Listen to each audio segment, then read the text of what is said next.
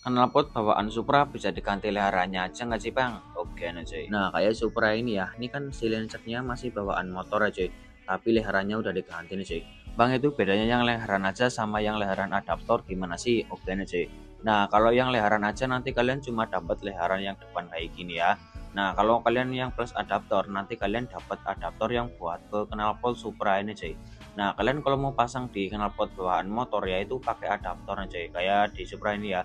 Ini pakai adaptor kayak gini cuy. Tapi kalau kalian mau pasang di knalpot racing yang biasa, itu langsung pasang nggak usah pakai adaptor ya. Jadi kalian mau pasangnya di knalpot apa nih cuy? Kalau kalian pengen leherannya, kalian bisa cek langsung aja di keranjang tuh ya. Mumpung stoknya masih ada nih.